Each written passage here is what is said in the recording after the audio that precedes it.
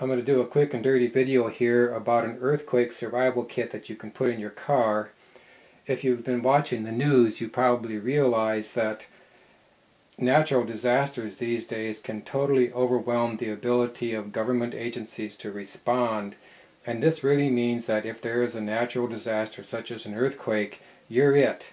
You, your family, your neighbors, and your friends are the first responders.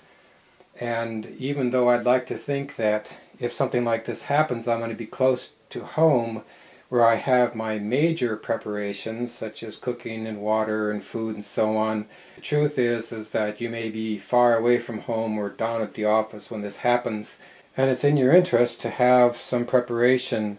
This also covers you, of course, if you break down on the road. So the starting point for this is a file box that I got from an office supply store for about $7. And the first thing that goes into this supply box is 12 bottles of water.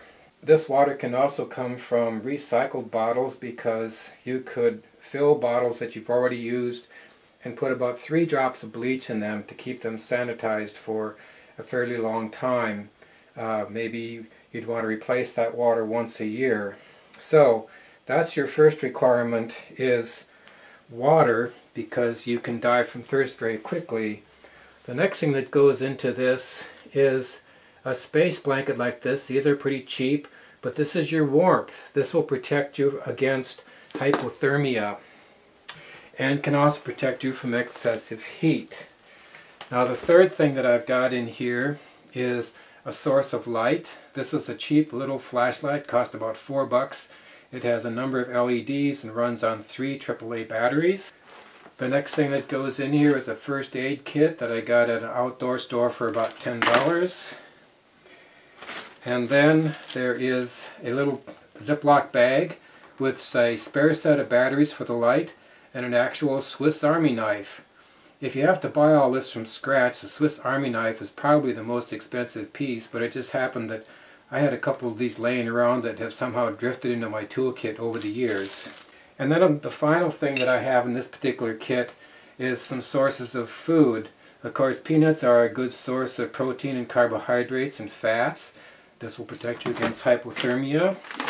The next thing I got was some raisins. And the last thing I put in here was a bag of beef jerky. And I had considered buying some ready-made trail mix, but that was very expensive, and this gives me more for the dollar actually.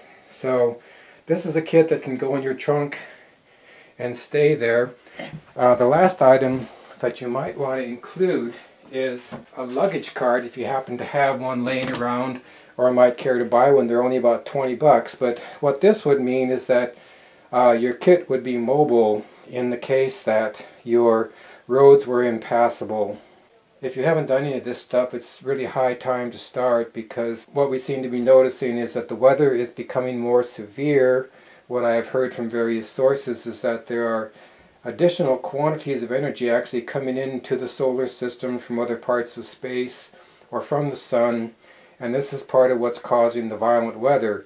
But it seems to be getting worse every year, and it really seems urgent to move ahead with this kind of work.